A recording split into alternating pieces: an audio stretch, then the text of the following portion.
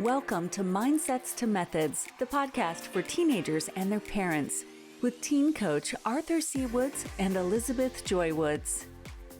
Well, hey, everyone, and welcome to the show. And if you're listening to this, it's probably because you are either a teenager or you are the parent of a teenager. Either way, welcome. So glad to have you part of today's conversation. My name is ArthurCWoods, and I'm a life coach for teenagers. That means I get to partner with parents to help their teens develop healthy mindsets and strategic methods for incredible success. So I love being able to work with teenagers, work with parents and families, and really pursue absolute transformation in the lives of families. Joined with me today, as always, is my lovely, my talented wife. Hey, everybody. So glad to have you here. Thanks for joining us. And what is your name, lovely and talented wife? So that's actually my title, lovely and talented wife. My name is Liz, and I'm super happy to be here and be part of this conversation. Well, if you're listening to this, it's good to have you with us. Again, hopefully you are the parent of a teen or you are a teenager yourself. Maybe you're listening to this with your parents or parents. Maybe you're listening to this with your son or daughter. Maybe you're listening to this separately, and maybe you want to talk about it later. But whatever the case may be, we're glad that you're here with us today. Today's episode is all about identity. Dun, dun, Dun, dun, dun. Huge topic in the life of, well, really all of us, but especially teenagers. So to start off, Liz Woods, lovely and talented, I want to ask you a question. Are you prepared for a question? Yeah. Okay, here it goes. What did you want to do when you grew up? When you were a kid, So, and someone said, Lizzie, what do you want to do when you grow up? yeah, I got asked this question a lot. And I think one of the reasons I got asked the question a lot is because I had an answer and my mother was impressed that I knew what I wanted to do. So I wanted to be a doctor. I wanted to be You wanted to hang out in hospitals. I wanted to hang out in a hospital. Clearly. I wanted to be a doctor. I wanted to be a writer. I wanted to be a nationally known speaker. And that pretty much sums it up. I wanted to have a Jeep and I wanted to have a dog. So I've got some of those things. Wow, you've done a lot of those things or gotten close or kind of adjacent. I guess Yeah. as a nurse, you're kind of like physician adjacent. Yeah. Well, let me just say that I'm married a life coach, so he's really helped me achieve a lot of those bucket list things. Wow, sounds like a great guy. What about you? Are you going to tell us what you Oh, wanted to do? yes. Well, you know this story. I've shared this story before, but when I was a little kid, like all little kids, there was one thing that I wanted to do. This is weird. It is weird. I wanted to be a bartender. Yep. It makes perfect sense then that you chose a career path completely opposite from bartending. Yeah, I guess so. It is. It's not every 5-year-old's dream to be a bartender. So I watched a soap opera when I was 5 by the name of Ryan's Hope. And I don't remember really anything about this soap opera except for one of the main characters. I was a bartender, I believe, and then also lived in an apartment above the bar. Yep. And I just thought that's the greatest life anyone could ever have. Yeah. I want to be a bartender. I want to have a little apartment above the bar, and I will be set. That's all I want to do. Yeah, and it makes sense knowing you and being married to you for a quarter of a century that that is exactly how you like to live your life. Like you're always kind of near the activity, but you're not necessarily in the activity. That does make sense. I like the idea of being close to excitement, but not necessarily in the excitement. Right. Yeah. I see it. So it makes sense. So Yeah. okay, bartender, doctor, Yeah, we clearly make a good path. exactly. Now I ended up not ever being a bartender. I'm so, not a doctor. but I think I think I went on the right path. I think everything worked out pretty well. So I'm happy about that. I would agree. So here's a second question, because most of us always get asked the question, what do you want to do when you grow up? If you're a teenager listening to this, if you're a parent listening to this, you've no doubt been asked the question, what do you want to do when you grow up? My question, though, is a little different, or actually it's kind of a lot different. Who do you want to be when you grow up? Were you ever asked that question before? Who do you want to be when you grow up? So I was never asked that question. And if I was, it was just poor wording because what they actually meant to ask me is what career do you want? Right. So I was never asked that question. However, I do have an answer for that because I've thought about it for a long time. but I wouldn't have had an answer up on, 5 years ago. I wouldn't have had an answer. Yeah. 10 years ago. I would never would have had an answer for this that actually meant something or was thoughtful. Yeah, honestly, I don't think I would have either. And certainly when I was not a teenager, if someone said to you, "Who do you want to be when you grow up?" I mean, I would think like Michael Jordan, but that's Right. not quite the. A transformer. Yeah, I want to be a Optimus transformer. Prime. Yes, that maybe not quite my teenage years, but maybe. Yeah, we'll see. Sorry. But I don't think that's exactly what we meant by the question, "Who do you want to be when you grow up?" But what if here's a crazy idea. What if we decided who we want to be before we decided what we want to do? Mic drop, bombs going off, minds exploding. Yeah, and this is so interesting because when I think about as a parent in those parent moments, you think about what you want your kid to do, and you're very almost, prideful and hopeful for them that they're going to be president of the United States or they're going to be a CEO somewhere. They're going to have these massive jobs. But if they were horrible people and had those roles, wouldn't parents be so desperately disappointed? Right. Yep. Versus, I want my kid to be a janitor who also has these characteristics that we've tried really hard as parents to teach them. Wouldn't that be so much more fulfilling for the family overall and the team? Yeah, and I agree with you. And no offense to janitors, because we like janitors. The world would not be in a good position if we did not have janitors. That said, it is certainly more important that our teenagers, or you as a teenager, are more concerned with who you want to be before really think about what you want to do, because that's still important. We still want to think through, what do you want to do, like post middle school, post high school? Do you want to go to college? Do you want to go to some kind of trade school? Do you want to get a career? Do you want to get married? Do you want to have a house? And on and on and on. So the what is important. The what is super important, but the who is so much more vital to actual life, like the quality of life that you live. And I think maybe you're going to, circle around here, maybe you're not, but when you become who you want to be, life becomes, I think, much more generous to you, and you're able to attain what you want to do. Yeah, I agree with that. I feel like once we have that who figured out, the what becomes a lot more obvious, and in many ways even becomes easier to achieve. Right. So we kind of know that this is who I want to be, this is who I am, this is who I want to be, and in light of that, this is what I want to do. And it really kind of all boils down to identity, kind of the word of the day. Yeah. Who we are. I think I would define, well, a lot of people define identity as like who we are. I might define it maybe just slightly different, in that identity is who we think we are. Mm-hmm. Not maybe necessarily who we are, but who we think we are. Right. And the reason I make that distinction is because we can actually believe things about ourselves, about our own identity, that are not true, kind of lies about ourselves, false narratives, and we kind of embrace them as our identity, even though they're not true. Yeah, I think that everybody does this to a certain extent, and it's challenging. It's our challenge to overcome the things that are actually true. Like, I'll never be a basketball star, right? I'm not 7 foot tall. I failed the only basketball tournament I ever played in. I was the first team to be eliminated with this guy I was dating. You might know him. I do remember that. So I'll never be like a basketball athlete. I'll never be an athlete. But so that's the truth. Like, I'm thinking that, and that's not going to happen. And that's a true thing about my identity. However, and it's a negative thing, right? I can't do it. But there's so many more things that I have thought about myself. Oh, I can't do that, or I'm afraid of this, or I'm this or that. And they were false. I've gotten to a point in my growth and my maturity where, like, I look back and I'm like, oh, that was totally not an okay thing for me to think about myself at that point. And look, I've overcome it, and it was hard, but I've struggled through it, and I'm so much better now. Right, exactly.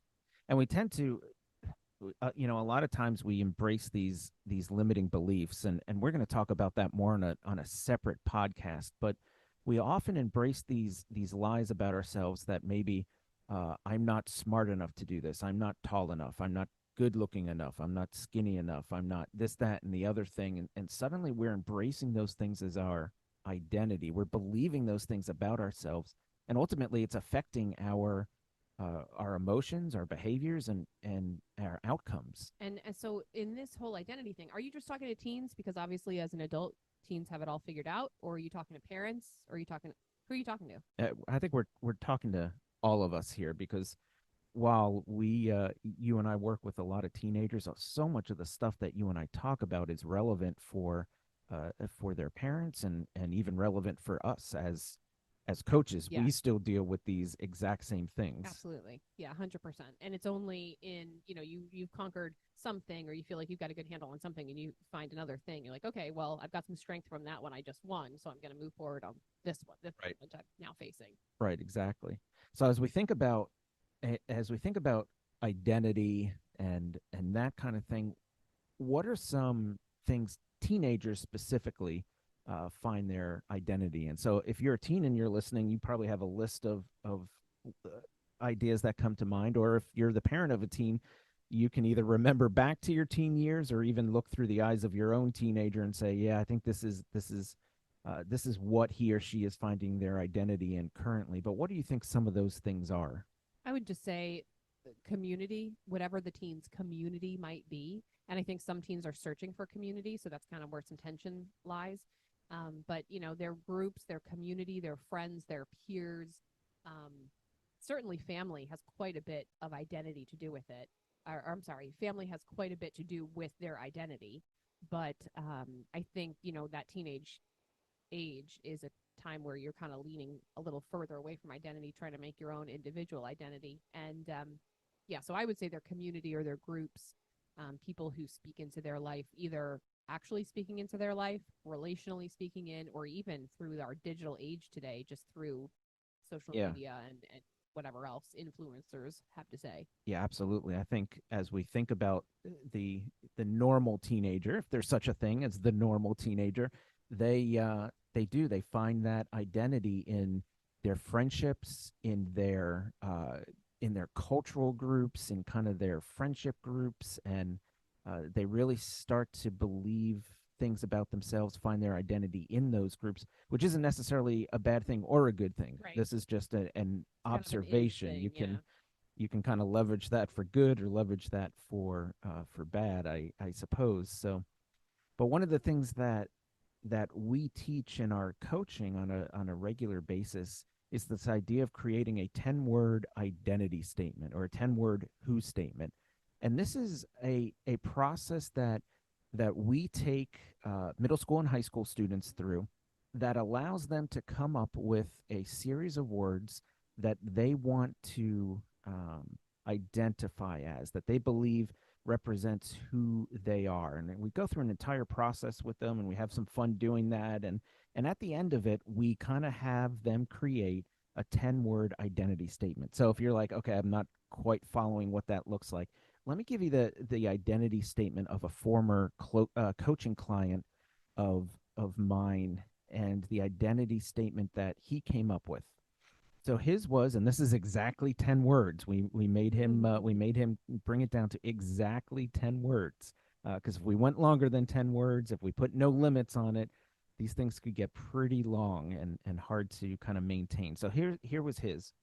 I maintain an aggressive work ethic while building strong relationships. I maintain an aggressive work ethic while building strong relationships. So I remember in conversations with this teenager in particular, he was all about working hard and building relationships. Yeah. Those were like the two most important things to him. And so as we came up with all these words that described him and words that he identified with, this is what he came up with. He said, "This is who I am. This is who I want to be. I maintain an aggressive work ethic while building strong relationships." And in light of that, then that helps him make decisions. That helps him behave in a certain way in light of Right. who he wants to be. He Right. he gets to make decisions according to that 10-word who statement. Yeah. Well, one of the things I love about the fact that you've invited me on this podcast is you deal with my rabbit trails, and I'm going to go on one. So I love this 10-word identity statement, and I love that when teens or humans in general are looking to be included in a group or in a community of sorts, they can shift who they are and who they want to be to kind of fit that community. Mm-hmm. So you can, if you want to be part of the bully community, you can mock somebody that they're mocking to be part of the bully community. Or you can say, no, my 10-word identity statement says that I'm kind or compassionate or I stand up for the underdog or whatever. Therefore, I'm going to stick to who I actually want to be Right. versus get this identity from this community where that would feel good in the moment, but it's not who I want to be, Right. So that's super cool. So I love the aggressive work ethic, and that can mean so many things. When I think work ethic here in the farming community that we live in, I think of farming and all the effort and work and manual labor that goes into that. But we also found out that there was a type of work that he did not enjoy, that he had to work harder at to be successful at. And it wasn't, the manual labor that I'm referring to. It was work of a different type. So it's interesting to kind of, okay, well, what does this really mean if I'm going to be someone with a work ethic, and what does my 10-word identity statement really mean in all the aspects of my life, not just the ones that I enjoy? Yeah, exactly. Yeah, I like that. And I think that segues kind of nicely into just a little a 30-second commercial. Some of you that are listening to this right now, teenagers in particular, are already enrolled in our group coaching program. And if you are, holla, nice to have you guys with us. But if you're not, you don't know what that is, parents are saying, what is that? Or teens, you don't know what that is. We did want to just let you know that we do have a group coaching program that is specifically for teenagers, and we go through 7 big, huge ideas over the course of 7 months. And some of those topics include talking about leadership, mindset, identity, which is what we're talking about today, relationships, limiting beliefs, communication, decision-making, all sorts of things.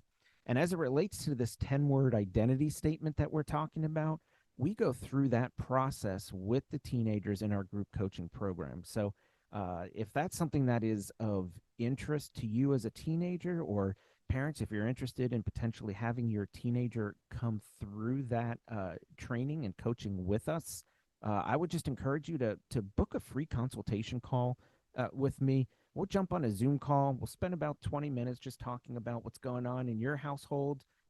We'll talk about the program and see if the program is of interest to you. If you think if you're the teen, if you think it would be helpful to you, or if you're a parent thinking it would be helpful for your teenager. And I would just encourage you to visit us at ArthurCWoods.com/consultation.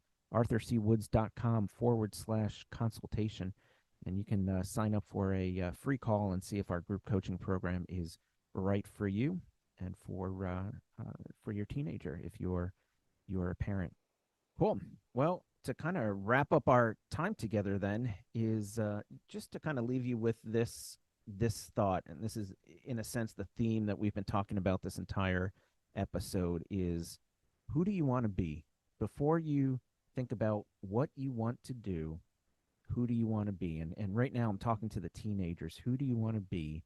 And as you discern that, how does that affect how you think, how you feel, how you behave? Because ultimately, if you act upon who you want to be, you're going to be really happy with the outcomes that you achieve. And that's going to be a really good thing for you. Yeah. So your key to success, and you have autonomy to figure out who you want to be. That's awesome. All right, parents, teens, Liz Woods, anyone listening, thanks for listening. Have a great day. You've been listening to the Mindsets to Methods podcast with your hosts, Arthur C. Woods and Elizabeth Joy Woods. For more information, please visit their website at ArthurCWoods.com and follow them on Facebook and Instagram at ArthurCWoods.